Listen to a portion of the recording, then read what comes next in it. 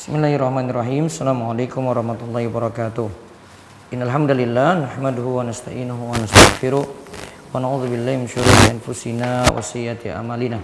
May yahdihillahu fala mudilla lahu wa may yudlil fala hadiyalah. Wa asyhadu an la ilaha illallah wahdahu la syarikalah wa asyhadu anna Muhammadan abduhu wa rasuluh. Allahumma shalli ala nabiyyina Muhammad wa ala alihi wa man tabi'ahum bi ihsan ila yaumiddin. Allahumma inna nas'aluka ilman nafi'a wa rizqan thayyiba wa amalan mutaqabbala. Puji syukur kita panjatkan pada Allah. Selawat dan salam semoga tercurah pada Nabi besar, Nabi agung, Nabi kita Muhammad sallallahu alaihi wasallam.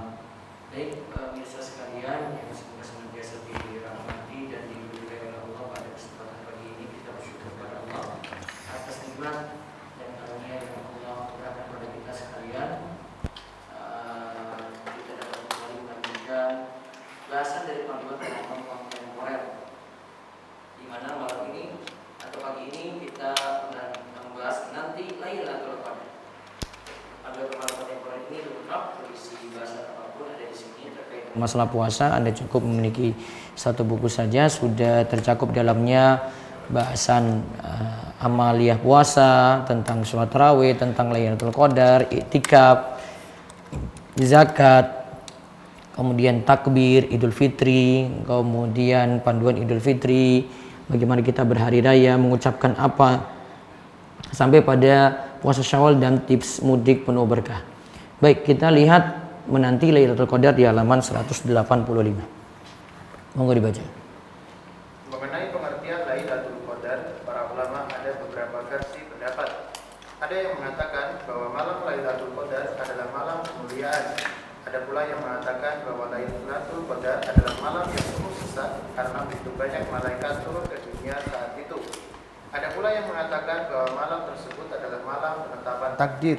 Selain itu, ada pula yang mengatakan bahwa Lailatul Qadar dinamakan demikian karena pada malam tersebut turun kitab yang mulia, turun rahmat, dan turun pula malaikat yang mulia. Semua makna Lailatul Qadar yang sudah disebutkan ini adalah benar. Nah, ini yang disebut dalam Zadul Masir karya Ibnu Jauzi. Ada beberapa makna Lailatul Qadar, bisa kita artikan malam kemuliaan, bisa juga Lailatul Qadar kita maknakan malam yang penuh sesak karena begitu banyak malaikat yang turun saat itu. Kemudian malam Lailatul Qadar juga bisa kita katakan malam penetapan takdir karena Qadar sini bermakna takdir. Kemudian Lailatul Qadar juga bisa kita katakan malam tersebut turun kitab yang mulia, turun rahmat, turun malaikat yang mulia. Ya, semua makna ini kesimpulannya adalah makna yang benar. Nah, sekarang kita lihat keutamaan Lailatul Qadar. Pertama, Lailatul Qadar adalah malam yang penuh keberkahan atau bertambahnya kebaikan.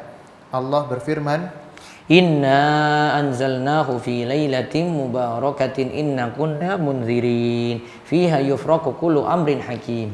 Sesungguhnya kami menurunkannya, yaitu Al-Quran, pada suatu malam yang diberkahi. Dan sesungguhnya kamilah yang memberi peringatan. Pada malam itu dijelaskan segala urusan yang penuh hikmah. Ya, disebutkan urusan yang penuh hikmah. Ya. Terus malam yang diberkahi.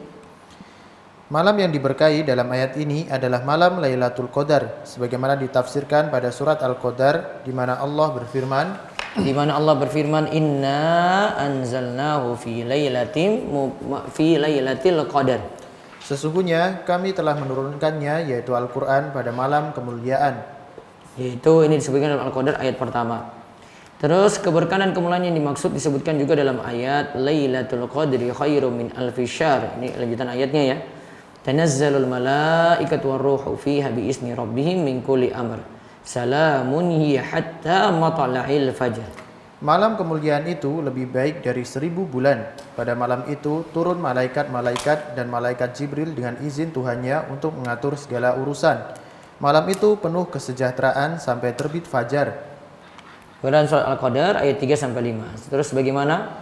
Sebagaimana kata Abu Hurairah, malaikat akan turun pada malam Lailatul Qadar dengan jumlah tak terhingga. Malaikat akan turun pada malam Lailatul Qadar dengan jumlah tak terhingga. Terus malaikat akan turun membawa kebaikan dan keberkahan sampai terbitnya waktu fajar. Malaikat akan turun membawa kebaikan dan keberkahan sampai terbitnya waktu fajar. Terus kedua, Lailatul Qadar lebih baik dari 1000 bulan. Nah, apa maksud Lailatul Qadar itu lebih baik daripada 1000 bulan? An-Nakhai mengatakan, Amalan di Lailatul Qadar lebih baik dari amalan di 1000 bulan. ya, Mujahid, Mujahid, Qatadah, dan ulama lainnya berpendapat bahwa yang dimaksud dengan lebih baik dari 1000 bulan adalah solat dan amalan pada Lailatul Qadar lebih baik dari solat dan puasa di 1000 bulan yang tidak terdapat Lailatul Qadar. nah, ya di sini sholat dan amalan pada Lailatul Qadar lebih baik dari sholat dan puasa di 1000 bulan yang tidak terdapat Lailatul Qadar. Terus yang ketiga, Menghidupkan malam Lailatul Qadar dengan solat akan mendapatkan pengampunan dosa. menghidupkan malam Lailatul Qadar dengan sholat akan mendapatkan pengampunan dosa, sebagaimana sabda Nabi SAW dari Abu Hurairah. Nabi SAW bersabda, "Man qama Lailatul Qadri imanan wa ihtisaban ghufira lahu ma taqaddama min dzambi." Barang siapa melaksanakan solat pada malam Lailatul Qadar karena iman dan mengharap pahala dari Allah, maka dosa-dosanya yang telah lalu akan diampuni. Nah, dosa-dosanya yang telah lalu itu akan diampuni. Kapan Lailatul Qadar itu terjadi? Lailatul Qadar itu terjadi pada 10 malam terakhir di bulan Ramadan, sebagaimana sabda Nabi Shallallahu Alaihi Wasallam. Lailatul Qadar itu terjadi pada 10 malam terakhir di bulan Ramadan, sebagaimana sabda Nabi SAW, "Taharrau Lailatul Qadri fil ashril awakhir min Ramadan." Carilah Lailatul Qadar pada 10 malam terakhir dari bulan Ramadan. Nah, cari Lailatul Qadar pada 10 malam terakhir dari bulan Ramadan. Ini ya, kita tentukan dulu kapan Lailatul Qadar terjadi. Ini disebut 10 malam terakhir. Terus Terjadinya Lailatul Qadar di malam-malam ganjil lebih memungkinkan daripada malam-malam genap, sebagaimana sabda Nabi Shallallahu Alaihi Wasallam. taharraw Lailatul Qadri fil witri minal ashril awakhir min Ramadan.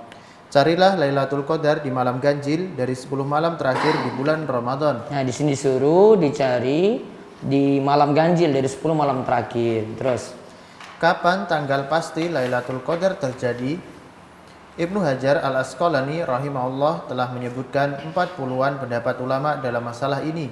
Namun pendapat yang paling kuat dari berbagai pendapat yang ada adalah Lailatul Qadar itu terjadi pada malam ganjil dari 10 malam terakhir bulan Ramadan dan waktunya berpindah-pindah dari tahun ke tahun. nah, di sini terjadi, pokoknya sampai saat ini masih terjadi Lailatul Qadar. Kalau ada yang mengatakan Lailatul Qadar cuma di masa Nabi SAW, tidak tepat. Lailatul Qadar masih terjadi sampai saat ini dan terjadi pada malam ganjil dari 10 malam terakhir dari bulan Ramadan dan waktunya berpindah-pindah. Ya, waktunya berpindah-pindah dari tahun ke tahun. Ya, terus. Mungkin pada tahun tertentu terjadi pada malam ke-27 atau mungkin juga pada tahun yang berikutnya terjadi pada malam ke-25. Itu semua tergantung kehendak dan hikmah Allah.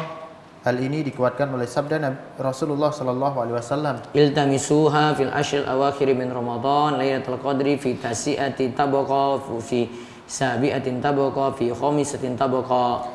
Carilah Lailatul Qadar di 10 malam terakhir dari bulan Ramadan pada 9, 10, 7, dan 5 malam yang tersisa. Nah, dalil ini juga jadi dalil kalau ada kemungkinan malam genap itu terjadi Lailatul Qadar. Karena disebutkan di sini fi tasi'atin tabaqa fi sabi'atin tabaqa fi khamisatin tabaqa. Yaitu di 9 malam tersisa kalau ya, atau 7 malam tersisa dan 5 malam tersisa. Coba kita lihat 5 malam tersisa ya. Kalau jumlah harinya itu 30, maka 5 malam tersisa 1, 2, ini 30, 29, 28, 27, 26 ya, 26 berarti malam ke-26. Kalau 7 malam tersisa 30, 29, 28, 27, 26, 25, 24. Nah, berarti ada kemungkinan di malam genap juga. Ya, dan ini jadi pendapat dari Syekhul Islam Ibnu Taimiyah dari hadis ini ya. Yang kita bahas di halaman 188. Terus, para ulama mengatakan bahwa hikmah Allah menyembunyikan pengetahuan tanggal pasti terjadinya Lailatul Qadar adalah agar orang bersemangat untuk mencarinya. Nah, agar orang semangat untuk mencarinya. Jadi tidak hanya ibadah pada tanggal tertentu saja. Misalnya kalau ditentukan malam ke-21, nanti orang ke masjid cuma malam ke-21 saja. Nanti yang 10 malam yang lainnya tidak gitu. Terus, Hal ini berbeda jika Lailatul Qadar sudah ditentukan tanggal pastinya, justru nanti malah orang-orang akan bermalas-malasan. nah nanti dia sudah dapat, sudahlah besok malam saya nggak kesana ke masjid lagi deh gitu. Terus sekarang doa pada malam mulia Lailatul Qadar. Sangat dianjurkan untuk memperbanyak doa pada Lailatul Qadar, lebih-lebih doa yang dianjurkan oleh suri tauladan kita Nabi Muhammad sallallahu alaihi wasallam. Sebagaimana terdapat dalam hadis dari Aisyah, beliau sallallahu radhiyallahu anha berkata, Ya Rasulullah, araita in alimtu ayyu lailatin lailatul qadri ma aqulu fiha? Qal quli Allahumma innaka afuwun tuhibbul afwa fa'fu anni. Wahai Rasulullah, apa pendapatmu jika aku mengetahui suatu malam adalah Lailatul Qadar? Apa yang mesti aku ucapkan saat itu? Beliau menjawab, katakanlah, Allahumma innaka afun tuhibbul afwa fa'fu anni. Ya Allah, sesungguhnya Engkau Maha Pemaaf yang menyukai permintaan maaf, maafkanlah aku. Ya Allah, sesungguhnya Engkau itu Maha Pemaaf yang menyukai permintaan maaf, maafkanlah aku. Nah, ini dibaca pada malam Lailatul Qadar. Kalau mau terapkan ya bisa 10 malam terakhir langsung. Terus sekarang apa tanda Lailatul Qadar? Tanda Lailatul Qadar di sini. Pertama, udara dan angin sekitar terasa tenang. Sebagaimana dari Ibnu Abbas, Rasulullah Shallallahu alaihi wasallam bersabda, Lailatul Qadri lailatun samhatun talaqatun la haratan wala baridatan tusbihu syamsu sabihatuha dhaifatun hamra. Lailatul Qadar adalah malam yang penuh kemudahan dan kebaikan. Tidak begitu panas, juga tidak begitu dingin. Pada pagi hari matahari bersinar tidak begitu cerah dan nampak kemerah-merahan. Lihat di sini ya, Lailatul Qadar itu adalah malam yang penuh kemudahan dan kebaikan. Tidak begitu panas. Malamnya itu tidak begitu panas, juga tidak begitu dingin. Nah, pada pagi hari matahari tidak begitu cerah dan tampak kemerah-merahan. Nah, itu ciri yang pertama. Ciri yang kedua dari malam Lailatul Qadar atau tanda kedua, malaikat turun dengan membawa ketenangan sehingga manusia merasakan ketenangan tersebut dan merasakan kelezatan dalam beribadah yang tidak dirasakan pada hari-hari yang lain. Ya, jadi ketika itu tenang, rasakan kelezatan ibadah karena malaikat turun saat itu.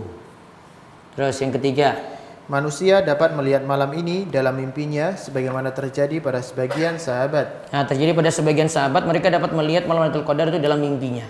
Bisa saja yang lainnya seperti itu juga. Terus yang keempat, matahari akan terbit pada pagi harinya dalam keadaan jernih tanpa sinar yang menyorot. matahari akan terbit pada pagi harinya dalam keadaan jernih tanpa sinar yang menyorot.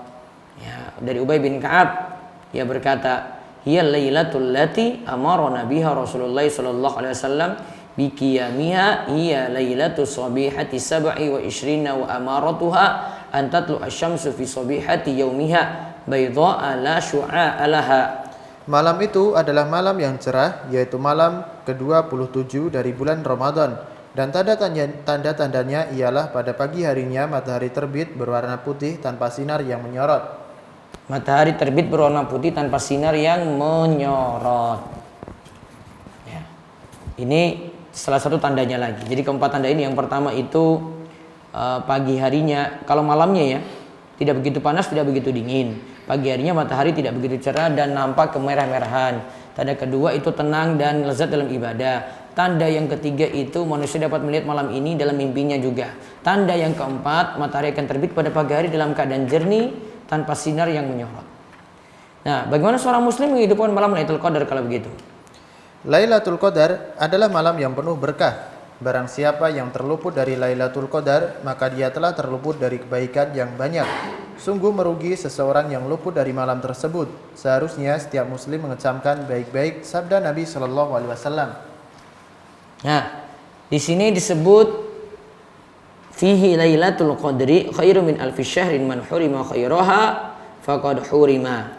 Di bulan Ramadan ini terdapat Lailatul Qadar yang lebih baik dari 1000 bulan.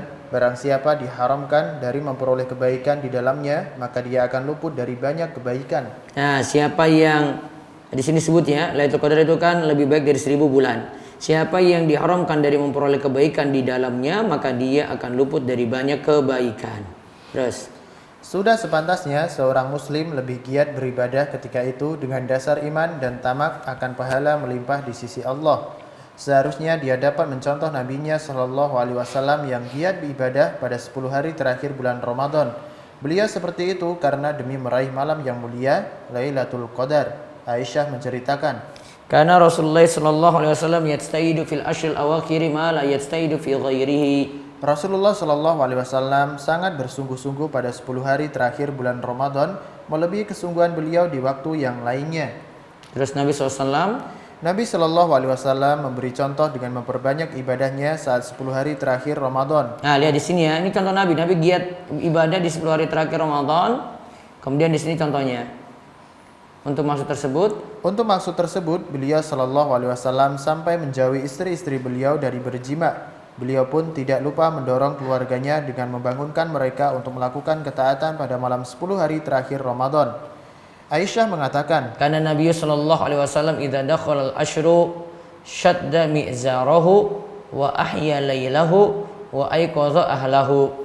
Apabila Nabi Shallallahu Alaihi Wasallam memasuki 10 hari terakhir bulan Ramadan, beliau mengencangkan sarungnya, artinya untuk menjauhi para istri beliau dari berjima, menghidupkan malam-malam tersebut dan membangunkan keluarganya. Ya, ini yang dimaksud dengan hadis tadi ya. Ya, disebut tadi Nabi SAW itu mengencangkan sarungnya. Yang dimaksudkan di sini beliau meninggalkan istrinya untuk berjima. Kemudian beliau hidupkan malam tersebut dengan ibadah dan membangunkan keluarganya. Kita lihat perkataan Sufyan Ats-Tsauri.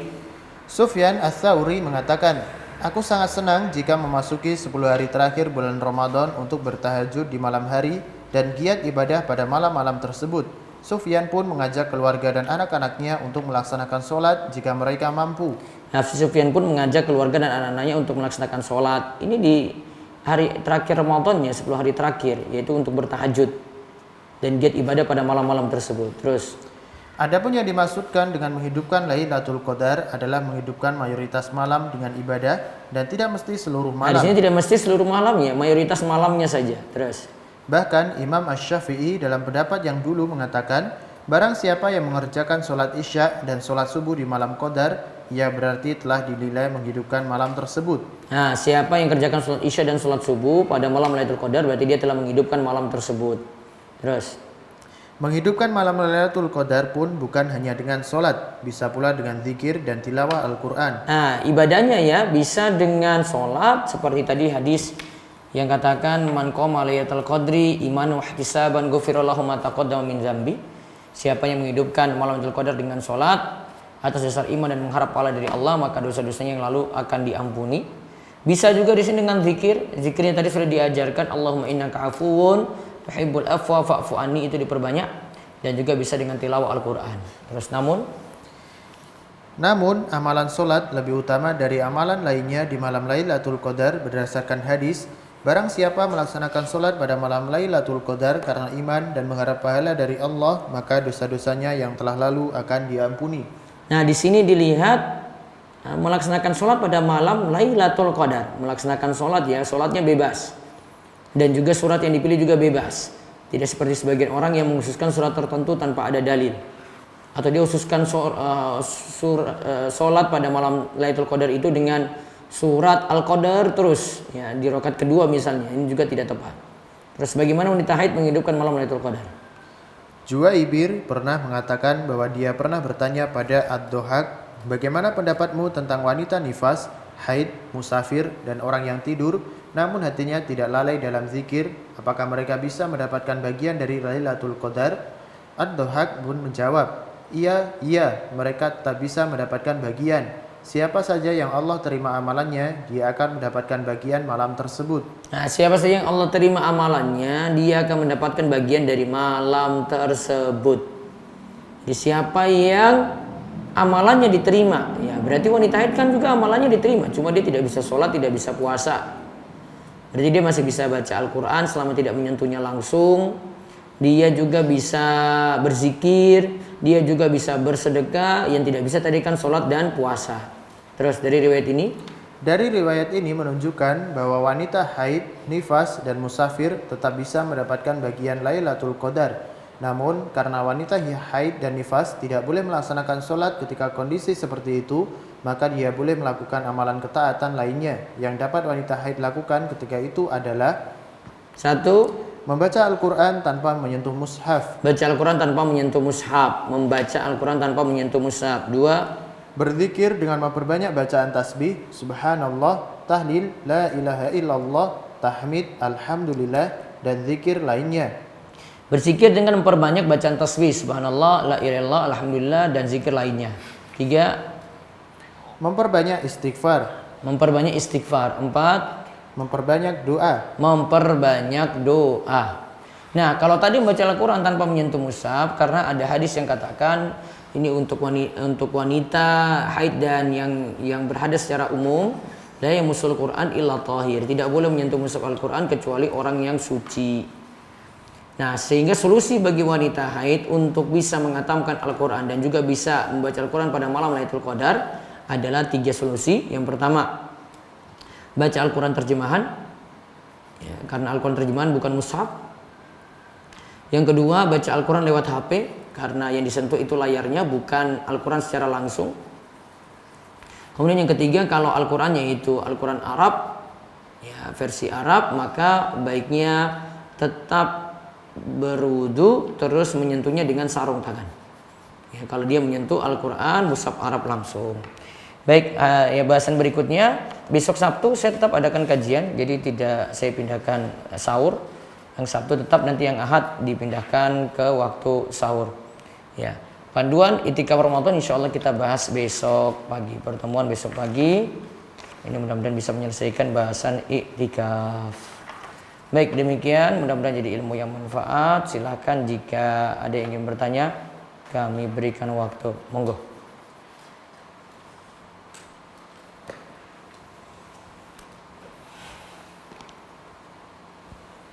Bisa dari chat dulu silakan.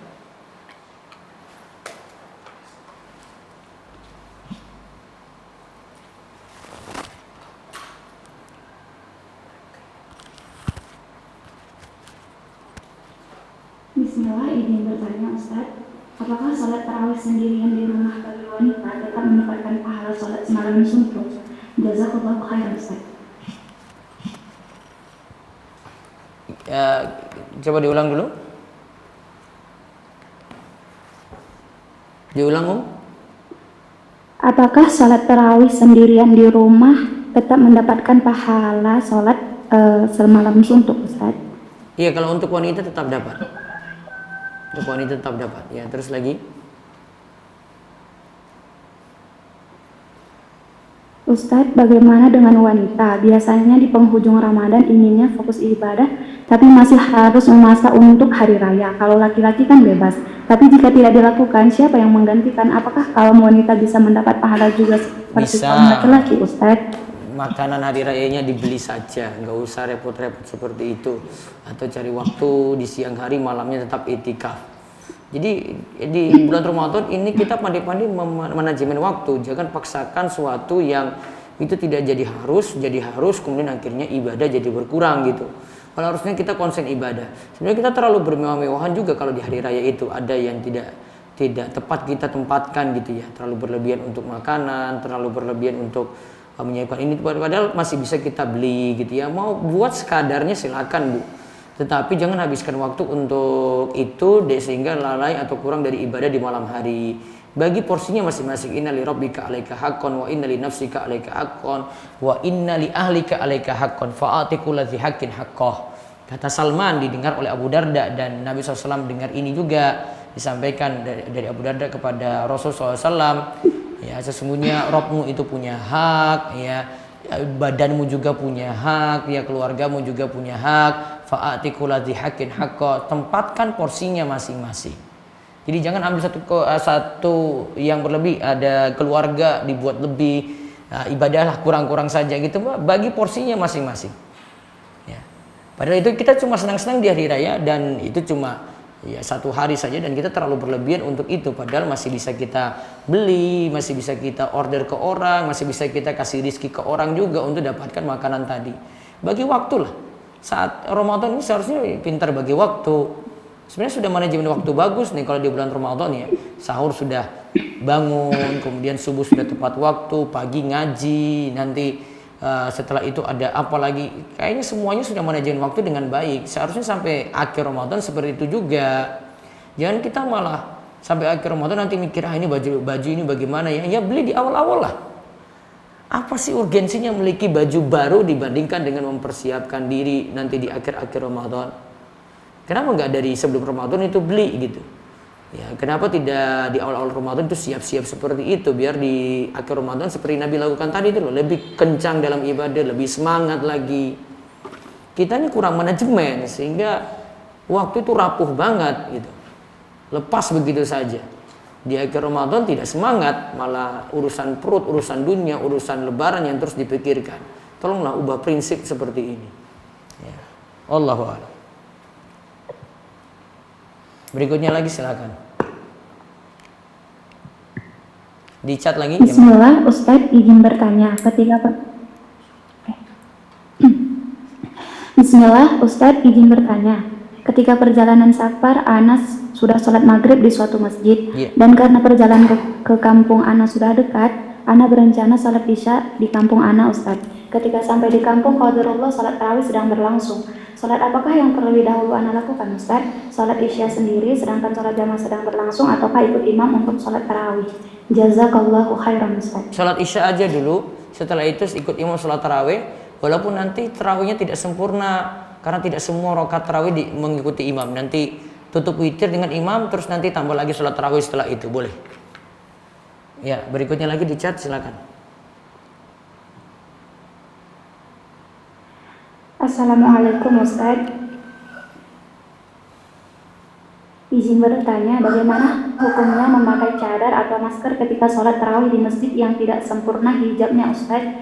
Jazakumullahu khairan. Gimana diulang? Diulang. Bagaimana hukumnya memakai cadar atau masker ketika sholat tarawih di masjid yang tidak sempurna hijabnya, Ustadz? Tidak sempurna hijabnya. Tetap boleh pakai cadar ketika itu. Wallahu a'lam. Ya, berikutnya lagi. Ustadz izin bertanya, apabila sholat rawatib dilanjut sholat fardu, membaca iftitah pada rawatib, apakah membaca Al-Fatihahnya wajib diawali dengan Bismillah? Diulang lagi. Maaf, terputus. Dan iktikaf yang seperti apa yang bisa dilakukan rumah untuk wanita? Maaf diulang, suaranya terputus tadi. Ya, koneksi kita. Apabila sholat rawatib dilanjut sholat fardu, membaca iftitah pada rawatib, apakah membaca Al-Fatihahnya wajib diawali dengan Bismillah, Ustaz? Iya, baiknya baca Bismillah juga sama.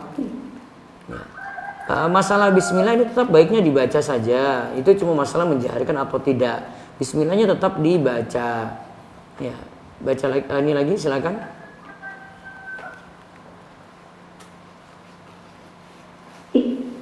Iktikaf yang seperti apa yang bisa dilakukan di rumah untuk wanita, Ustaz? Syukran, jazakallahu khairan. Iktikaf seperti apa yang kalau di rumah nggak bisa, Bu. Karena kan disyaratkan di dalam Al-Baqarah 187, wala tubashiruhunna wa antum hakifuna fil masajid.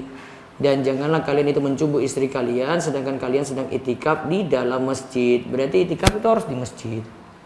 Sebentar, saya baca lewat YouTube dulu ya.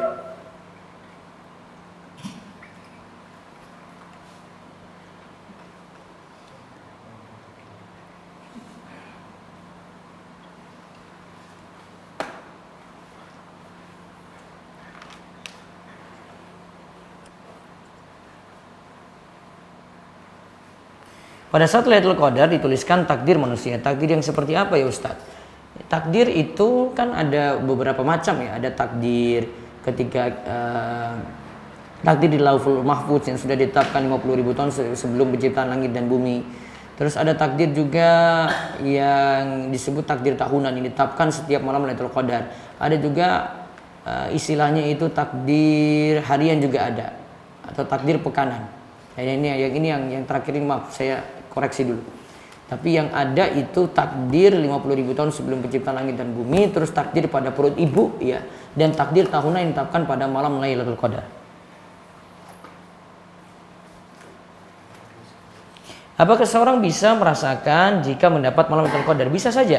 Seperti tadi ya, sebagian sahabat itu kan bermimpi mendapatkan malam Lailatul Qadar. Bisa saja seperti itu. Ustaz, bagaimanakah ciri-ciri orang yang mendapatkan Lailatul Qadar? Ciri-ciri orangnya tidak, namun ciri-ciri keadaannya ada. Keadaan ini ya, alam ya. Tadi keadaan matahari, ketenangan, kelezatan itu. Kalau orangnya sendiri wallahu a'lam, setelah dia dapat Lailatul Qadar dia jadi bagaimana gitu wallahu a'lam.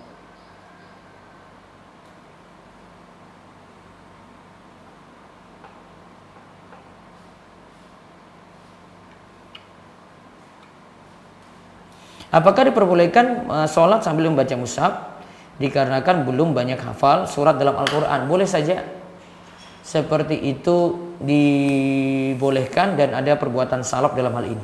Baik, bisa resen silakan.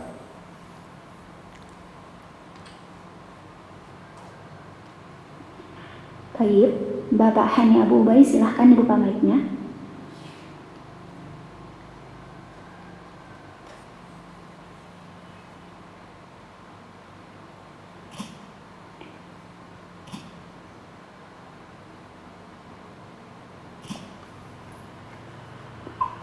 Bapak Hani Abu Ubay silahkan dibuka mic-nya. Assalamualaikum Ustaz. Waalaikumsalam warahmatullahi wabarakatuh. Silakan.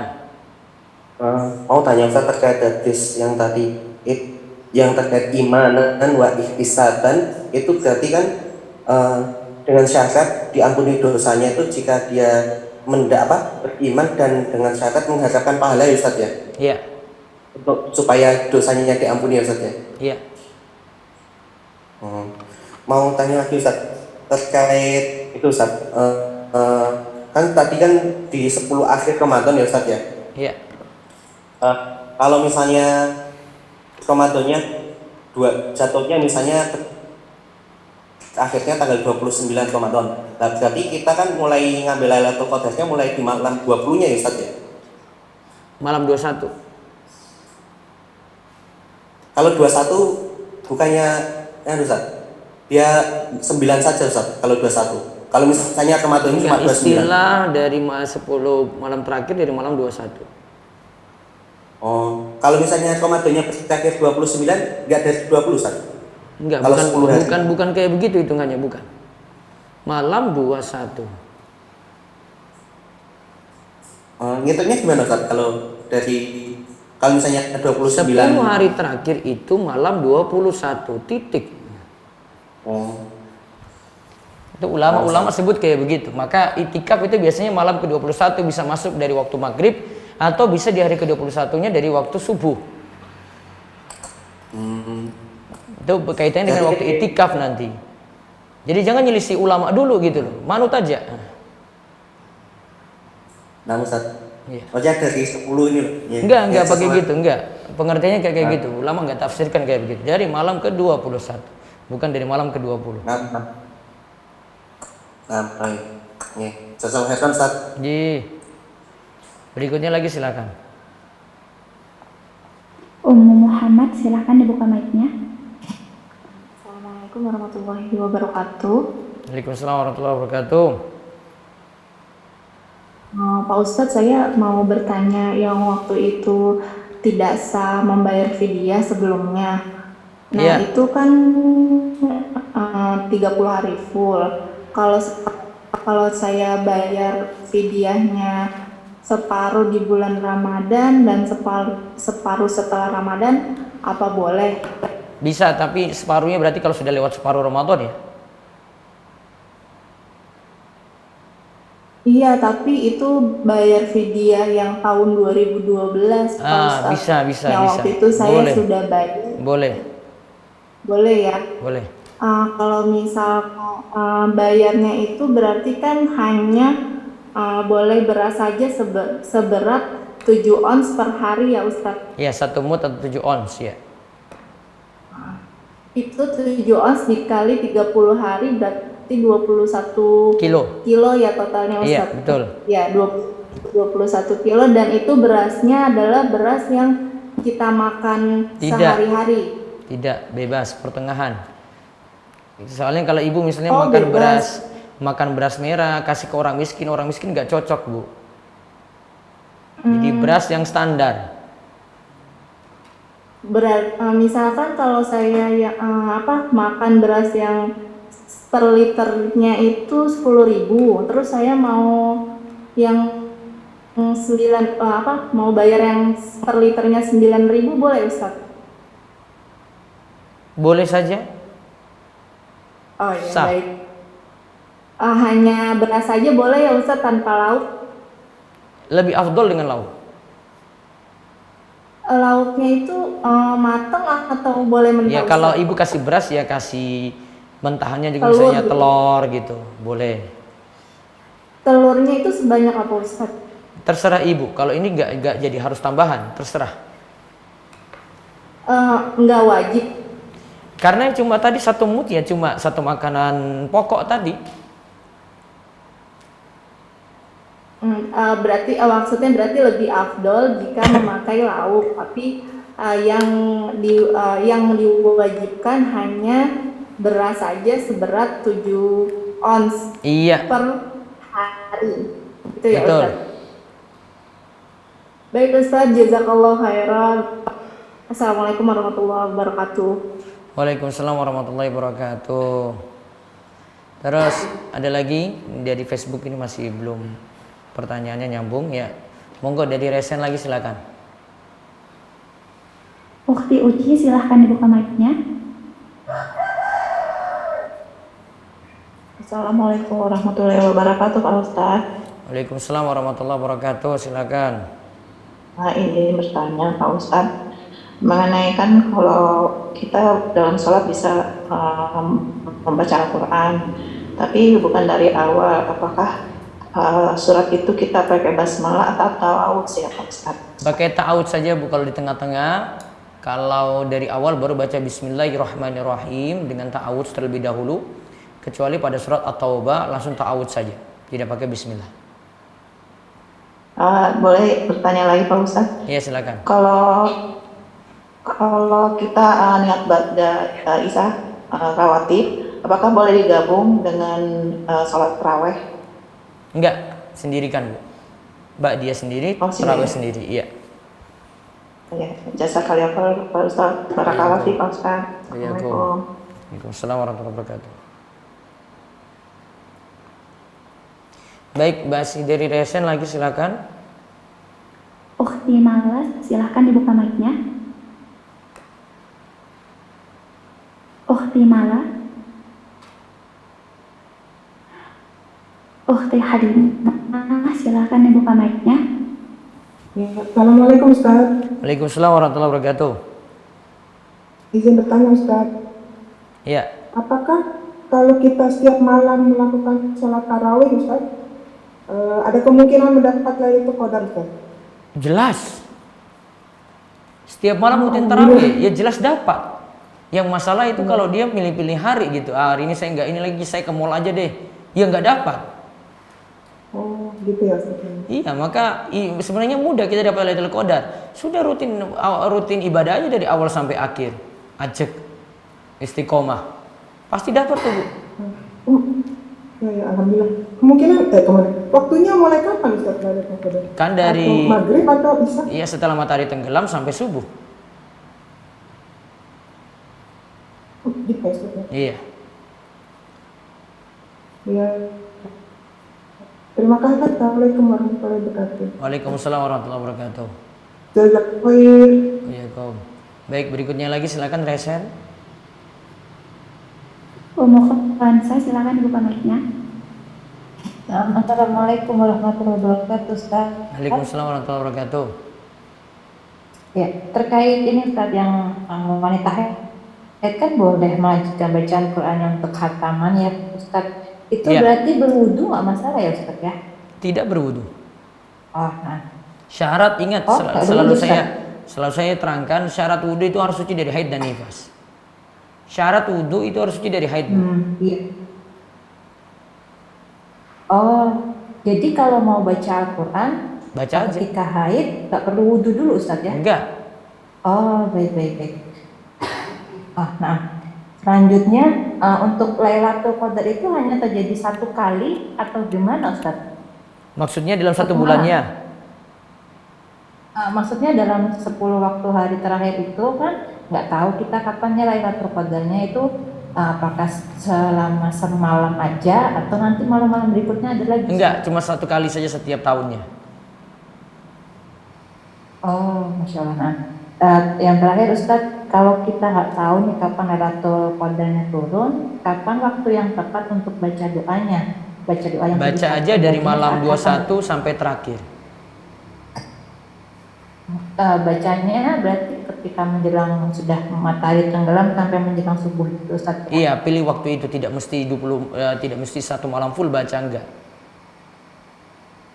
Oh, dibacanya cuma baca biasa gitu aja? Biasa Ustadz, saja atau sekali, gimana? nanti ulang lagi gitu. Oh, nah. Baik, jazakallahu khairan Ustadz. Assalamualaikum warahmatullahi wabarakatuh. Iya, waalaikumsalam warahmatullahi wabarakatuh. Berikutnya lagi silakan. Ummu Yusuf, silahkan dibuka mic-nya. Assalamualaikum Pak Ustaz. Waalaikumsalam warahmatullahi wabarakatuh. Afwan, izin bertanya mengenai tema Pak Ustaz. Silakan. Ana mempunyai keluarga besar, 10 bersaudara. Salah satu kakak Ana tersebut memutuskan tali silaturahmi karena pengaruh dari ipar yang hasad. Apa hukumnya dari sikap saudara Ana tersebut? Kemudian bagaimana menyikapi masalah ini, Pak? Mengingat salah satu dari kakak Ana sudah mencoba mendamaikan, malah jadi ribut. Itu bagaimana Pak Ustaz? Ya, balas kejelekan itu dengan kebaikan. Balas orang yang hasad itu jangan dengan putus silaturahim, Bu. Balas dia dengan baik lagi biar masalah selesai. Kalau enggak Iya, selesai. justru malah mencoba mendamaikan itu, tapi malah jadi ribut. Pak Ustaz tuh bagaimana? Sebisa mungkin. Gitu Pak Ustaz. Apa harus ada orang ketiga untuk mendamaikan gitu ya? Iya, Pak kalau Ustaz? ada lebih bagus. Baik Pak Ustaz, satu lagi boleh Pak Ustaz? Iya. Ini mengenai sesuai tema. Kalau misalkan Anda ikut itikaf di masjid, boleh tidak Pak Ustaz ya? Boleh? Sebagai wanita, boleh ya? Boleh. Berarti pisah dari, misalkan anak-anak juga ikut itikaf, berarti pisah dari anak-anak ya, khusus dengan wanita. Iya. Oh gitu Pak Ustaz. Pak Ustaz, baik. Cuma itu aja Pak Ustaz. Ji. Syukran. Jazakallahu khairan. Ya, Barakallahu fiik. Berikutnya lagi silakan.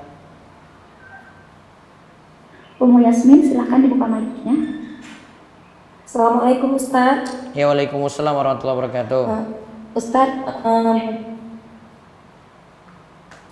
Ustadz, bagaimana hukumnya berdoa secara besar suara ya? Maksudnya semenjak Ramadan kan di kantor saya ada kajian. Nah, setelah penutupan kajian itu penceramahnya berdoa dengan suara besar, terus kemudian jamaahnya mengangkat tangan dengan amin. Itu bagaimana ya hukumnya?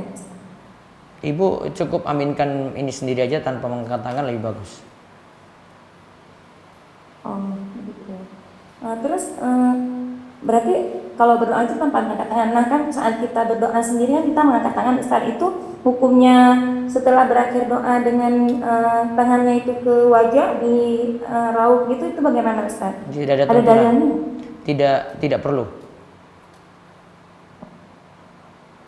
Tidak perlu. Baik. Jazakallahu Ustaz. Ya, Kum. Berikutnya lagi.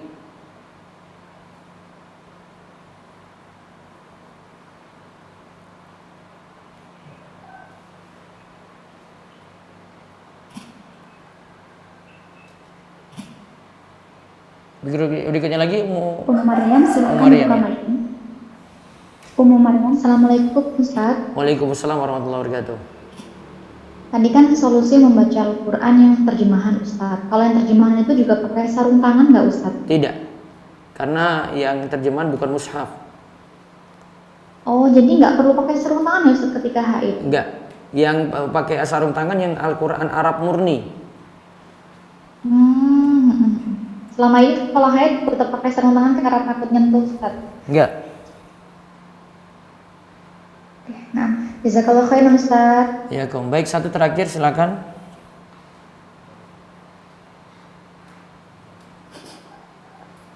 Hanifah Alfa, silahkan dibuka mic-nya. Ya, Ustadz izin bertanya, untuk sholat tarawih wanita di masjid itu untuk barisan yang terbaik itu di barisan mana ya Ustadz? Paling belakang, Bu. Kalau paling belakang sendiri, terus kalau kita datang tapi barisan depan itu masih kosong, itu lebih baik kita mengisi barisan yang kosong itu atau ambil barisan paling belakang? Ini masalah pengaturan di masjid saja, Bu. Ikuti aturan aja kalau gitu. Kalau memang terpisah benar-benar laki-laki perempuan, tidak tampak si perempuan tadi oleh laki-laki, maka ikuti aja pengaturan shaf di masjid bagaimana. Kalau masih tampak sama laki-laki berarti gimana Ustaz? Saya sarankan kayak gitu, karena nanti ibu beda sendiri, itu kasihan di yang jamaah yang lain. Mudah-mudahan paham maksud saya. Ya, jazakallahu khairan Ustaz. Ya baik, insya Allah besok lagi saya tambahkan pelajaran hari Sabtu pagi ya, dengan jam yang sama, jam 5 sampai jam 6. Mudah-mudahan yang belum terjawab bisa mengikutinya besok pagi. Demikian kita cukupkan. Tutup dengan doa kafaratul majlis. Subhanakallahumma bihamdika asyhadu an la ilaha illa anta astaghfiruka wa atubu ilaik. Assalamualaikum warahmatullahi wabarakatuh.